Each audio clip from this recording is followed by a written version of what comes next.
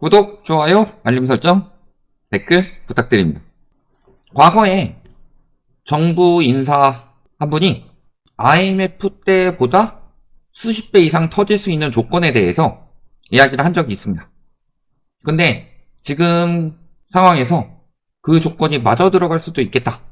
만약 진짜 그렇게 된다면 IMF 때보다 더 큰 게 온다. 이런 상황이 되는 거죠. 그래서 어떤 취지로 이야기를 했는지, 그 뒤에 어떻게 진행이 되고 있는지, 그리고 현재 상황은 어떤지, 그 외적으로 IMF 때랑 비교했을 때 어떤 부분에 또 다른 리스크가 있는지, 이런 부분에 대해서 이야기 해보도록 하겠습니다. 자, 2023년 10월에 김대기 대통령 비서실장, 지금은 전 비서실장이죠. 이분이 외환 위기에 몇십 배가 터질 수 있다. 뭐가 터지면? 가계부채가 터지면 1997년 겪었던 외환위기에 몇십 배의 위력이 될 것이라는 경고를 했다. 23년 10월이 어떤 시기였어요? 23년 1월 30일에 특례 풀고서 쭉 부채 증가하다가 9월에 특례 일부 중지하고 50년 주담대 중지하고 그 다음에 이제 10월부터 뒤늦게 가계부채 잡는다 라고 하면서 그때 이런 이야기를 한 거죠. 실질적으로 그 전까지 정부가 한 행동을 보면은 한국은행에서 이야기하는 거랑 굉장히 다른 행동을 했어요. 특례 보금자리론도 풀고 전세보증금 반환 대출에 대한 DSR 적용을 제외하고 50년 만기 주담대 허용하고 그런 식으로 가계부채를 가파르게 늘리는 쪽으로 행동을 해놓고서 갑자기 이런 이야기를 정부 인사가 한 거죠. 이게 23년 10월에 나왔던 이야기다. 그리고 그 다음에 실질적으로 이렇게 느꼈고 이런 이야기들이 윗선에서 나오고 있었기 때문에 행동을 그렇게 한 거죠. 어떻게 했어요? 지금 스트레스 DSR 적용하죠. 또 가계부채 안 터지게 하려고 이자도 환급해줘가지고 부채를 줄이려고 하고 있죠. 또 소상공인한테도 2금융권까지도 환급해주고 있고 대환기축 안 터지게 하려고 대출 담당자들 거명하면서 박수도 쳐주고 뭐 휴가도 내주고 가계부채 안 터지게 하려고 별짓을 다 하고 있는데 실질적으로 그러면은 가계부채를 연착륙을 시킬 생각이냐? 연착륙 시키기도 애매하죠. 연착륙 시키게 된다면 무슨 일이 벌어지느냐? 일본이 90년대 GDP 대비 가계부채가 안 터졌죠. 80년대 급증하고 90년대 가계부채 줄이지 못하니까 잃어버린 30년이 됐고 그러니까 확실히 거품 뺄 건 빼고 부채 정리할 건 정리하고 빨리 털어내야 되는데 수술을 해야 되는데 연명치료를 하겠다. 이런 이야기를 하고 있는 거잖아요. 그러니까 터지지 않도록 과잉대출 받아서 힘든 사람들한테 너네 갚을 수 있을 만큼만 이자 받도록 해줄게. 이런 식으로 진행이 되는 거고 그러면은 사실 터지는 게 오히려 그 사람들한테 나을 수도 있어요. 계속 연명하면서 희망만 주는 것도 좋은 방법은 아니다. 언제 그게 해결이 되겠어요? 인플레이션이 잡혔냐? 지금 말씀 많이 하시지만 인플레이션 안 잡히고 있는 수순이죠. 저희가 예전에 경고했었죠. 미국에서 금리 인하 이야기가 나오면은 2차 오일 쇼크처럼 유가가 올라갈 수 있다. 작년 12월부터 귀신같이 그렇게 되고 있죠. 그러니까 인플레이션도 잡힌 게 아니에요. 아, 저번에 6% 올랐는데 3%로 떨어졌으니까 인플레이션 잡혔다라고 이야기를 하는 게 아니라 그때 6% 올랐고 거기에 플러스로 지금 3% 더 오른다. 이런 상황이 된 거니까. 그런 것처럼 굉장히 빠듯합니다. 그렇다고 해서 눌러줘서 이자 부담이 덜해졌냐. 아무리 관치금융으로 금리를 누르더라도 실질적으로 대출을 받은 사람들의 이자 부담 비용은 재작년 대비 작년에 17%나 올라갔다고 그랬죠. 그러니까 결국에는 이자라는 건요. 복리이기 때문에요. 부담이 부담을 낳고 부담이 부담을 낳고 하다 보면은 결국에는요. 계속 갚고 남는 게 없어진다. 근데 문제는 일자리가 안전하냐. 현재 40대 고용 해고 관련된 그런 지표를 봤을 때 미국보다 더 불안정하다. 그런 것까지. 전반적으로 상황이 좋지 않는데 가계부채를 그런 식으로 하게 되면은 어쨌든 간에 계속 소비가 침체될 수밖에 없어요. 터트리지 않는 이상 거품을 빼야 되는데 거품을 안 빼면서 가계부채도 안 늘어나게 하려는 그 두 마리 토끼를 잡으려고 하는데 그게 쉽지는 않은 상황이다. 그러니까 가계부채를 잡아야 되는데 정부에서 위험 경고는 웬만하면 안 하죠. 그러니까 저런 부분에 대해서 너무 강경하게 말해서 이렇게 되지 않았을까. 이런 합리적 의심도 든다는 거죠. 경질을 건의한 사람들이 여러 명 있었고 문책성 경질이다. 이런 이야기들. 대통령실 조직 개편을 마친 지도 한 달이 되지 않은 상황에서 전격 사퇴를 했다. 이런 상황들이 그런 합리적 의심이 들도록 만드는 거다. 근데 또 가계부채를 못 잡는 이유는 뭐예요? 가계부채 잡으면은 집값 떨어지죠.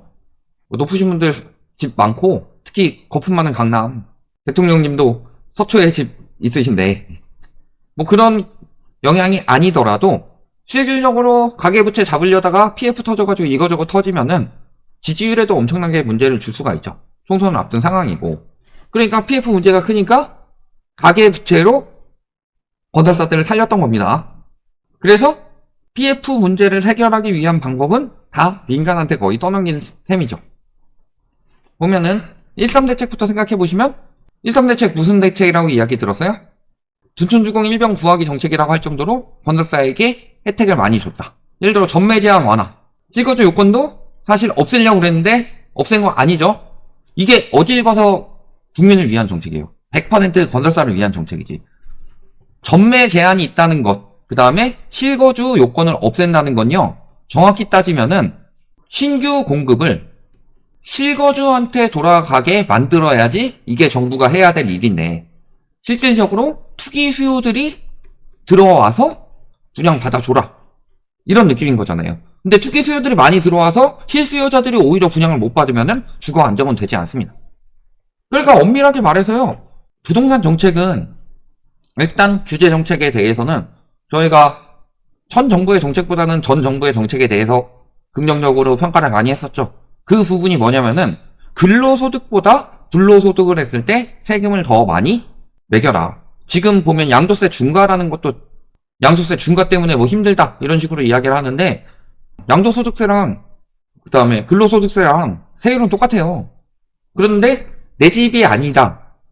여러 채를 사가지고 되팔렘을 하는 사람들 그 사람들한테 조금 더 직물적 과세를 매겨라. 이런 걸 가지고 뭔가 굉장히 잘못된 것처럼 언론에서 떠들어서 그러지 그런 거고 실질적으로는 정부에선 부동산 정책은 공공공급과 공공임대를 잘 추진하고 그 다음에 불법적인 거래 이런 것들 잘 잡아내고 이런 것들이 핵심이고 불법적인 집값 띄우기 이런 것들 잡아내고 이런 것들이 핵심이고 전세 사기 이런 것들 그 다음에 한국은행에서는 가계부채가 어떻게 되든 뭐 힘들든 말든 그게 중요한 게 아니라 물가 잡는 게 핵심이에요. 근데 다 지금 뭐 경제 안 무너지게 하기 위해서 금리 올리다 말고 그러니까 미국이랑 금리차 벌어졌고 그러니까 환율이 보통 한 1100원대 높아도 1200원대 이 정도였는데 금융위기 때나 나오는 1300원대가 지금 뉴 노멀이 된 상황인 것 자체가요. 정부나 한국은행이 월권하고 있다. 너무 많은 것들을 신경 쓰고 있고 너무 많은 토끼를 다 잡으려고 하고 있어요. 그러다 한 마리도 못 잡죠. 지금 그렇게 된 상황인 거고 요 정책뿐만이 아니라 예를 들어 9.16 공급 대책 이것도 PF 보증 늘려준 거죠. 또 보증 공급 또 구조 확대하죠. 최근에 또 LH가 PF 토지 매입해주고 있죠. 왜 매입해주고 있어요? 안 팔리니까.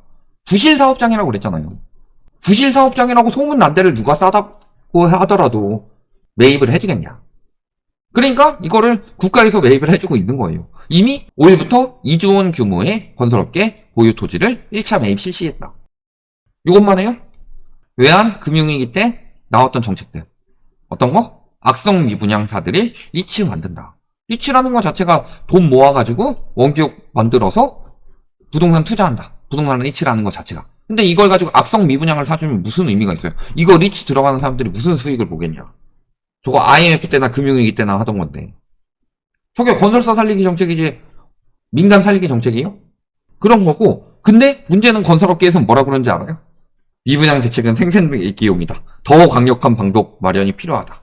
아니 치킨집 망하면요 가가지고 치킨 사줘요? 정부에서 돈 풀어서? 빵집 망하면 가서 빵 사줘요? 왜 건설사 망하는 건 다 사줘야 돼요? 지들이 비싸게 팔아서 안 팔리는데? 말도 안 되는 상황인 거다. 근데 저런 것들까지 하면서 가계부채를 잡으려고 하니까 당연히 안 잡히는 거고 그러니까 가계부채 풍선은 더 커졌고요. 그거 터지게 되면은 IMF 때 몇십 배 수준의 위기가 온다라는 말이 괜히 나오는 게 아니다.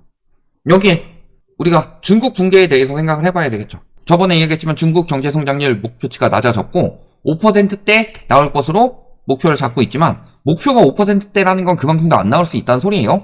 그래서 2에서 4% 성장에 그칠 것이다. 이런 전망도 나오고 있고 또 부실채권도 굉장히 심해진 상황이죠. 그러면서 지금 환율이 어떻게 되고 있어요? 1350원대로 올라가서 떨어지진 않는다. 되게 웃긴 게 뭔지 아세요? 파월이 세게 발언해서 환율이 튀었다라고 하는데 파월이 세게 발언하기 전에 환율이 튀었고 파월이 세게 발언하니까 오히려 환율이 조금 꺾이는 분위기죠. 그러니까 빠져나갈 돈이 안 빠져나가고 금리 인상 좀 더 가겠네? 해가지고 미국 채권으로 안 빠져나가고 있는 그런 상황이 되는 거고. 그러니까 지금 계속 반대로 이야기하고 있는 언론들이 많아요. 오히려 미국에서 금리 인하를 유지를 하겠다. 세 차례 유지를 하겠다라고 하니까 올라가다가 물가랑 막 보니까 아니네? 이러다가 그래도 파월이 금리 인하 의지를 이야기를 했네? 오히려 금리 인하한다고 할 때 올라가요. 상황이 달라지고 있는 거고. 지금 근데 문제는 저 중국 붕괴가 왜 자꾸 중국 붕괴 위험하냐, 중국 붕괴 위험하다, 중국 붕괴 위험해요 이런 이야기를 하느냐. 우리 IMF 터졌을 때를 생각을 해보면은 통화 위기의 시발점이 된 태국, 물론 멕시코부터 터져왔지만 아시아 쪽으로 번져온 걸 보면요, 태국 같은 경우 어떻게 됐어요? 주식시장과 부동산 등 자산시장에 버블이 형성되었고 그러다가 결국에 환율 리스크 생기면서 IMF 구제 금융이 들어간 거죠. 그리고 필리핀으로 옮겨붙죠. 근데 필리핀 같은 경우는 다행인 게 그 전에 이미 IMF를 신청을 해놨기 때문에 그런 거고 그 다음에 대만으로 올라오죠. 어떻게 됐어요? 홍콩이나 이런 곳들에서 국제 투자 자본의 철수가 가속화되면서 무너졌다. 여기서부터 봐야 되죠. 홍콩에서 지금 자본 많이 빠졌죠. 그렇게 되면서 대만도 문제가 생겼고 그때는 그래도 홍콩은 강한 압력을 받았지만 방어하는데 성공했는데 이번에는 방어하는데 성공이 안 되고 있어요. 홍콩도. 그러다가 우리나라까지 번지게 된 거다. 그러니까 이웃 나라에서 자금이 빠지는 것, 이것을 쉽게 생각할 부분이 아니에요. 이때 IMF 때 버틴 나라가 어디 정도냐면요, 아시아권에서 중국이나 일본 정도. 얘네는 그래도 준기축통화죠. 달러만 기축통화라고 한다면 이 정도 급은 되니까 버틴 건데 우리나라는 그때 터졌잖아요. 근데 문제는 지금 중국하고 일본이 무너지고 있다. 그러면 IMF 때보다 더 크게 올 가능성이 높다는 소리죠. 근데도 계속 안전하다 상황 위기설은 없다. 터뜨릴 거 안 터뜨리니까 위기설이 없어지는 거죠. 터질 거를 안 터뜨려가지고 조금 더 리스크를 키우겠다. 이게 위기설이 없다가 아니라요, 위기설을 뒤로 더 크게 미루겠다. 이런 거잖아요. 이런 부분들 생각해 보시면은 지금 저희가 그때 글로벌 금융위기보다는 훨씬 더 큰 게 올 거지만 IMF랑 비교했을 때는 조금 결이 다르다 라고 해서 어떤 부분은 IMF 때가 더 크고 어떤 부분은 지금이 더 위기가 클 것이다, 이런 이야기를 했었는데 지금 이야기 나오는 것들이 그 리스크를 더 키웠기 때문에 IMF 때보다 더 크게 터진다는 그런 이야기들이 나올 수밖에 없는 거다.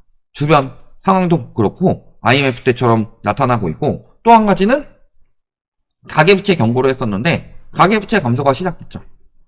11개월 만에 감소했고 요거는 많이 줄진 않았어요. 스트레스 DSR 영향이 큰 건데, 저게 디레버리징이 시작돼서 자산 가격의 버블이 붕괴가 되기 시작했을 때 아직까지 심리가 남아있는 거예요. 이번에 심리가 오래가는 이유는 떨어질 시기에 코로나 터져가지고 오히려 자산 버블이 더 커졌기 때문에 사람들이 더 미친 경우가 많죠.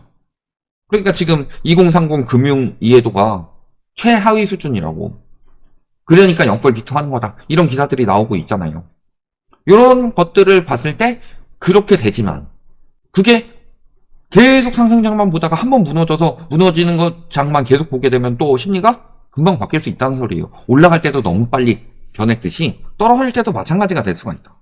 이런 부분을 잘 생각해 보시면은 가계부채 붕괴 머지 않았고요. 이번에 가계부채 정리를 안 하면은 일본 꼴 나는 거고, 정리를 하면은 IMF 꼴 나는 거다. 그럼 둘 중에 하나를 택해야 될 때 어느 쪽을 택해야 되겠냐, 이런 부분들을 생각해 보시면 지금 정부에서 저 이야기가 새어나왔다는 것 자체가 작년에 그냥 음모론이다 하고 넘어갈 정도가 아니라 경제 위기가 굉장히 크게 오고 이걸 체감하고 있는데 터지지 않게 미루고 있을 뿐이다 라는 것 자체를 아실 수 있을 거다.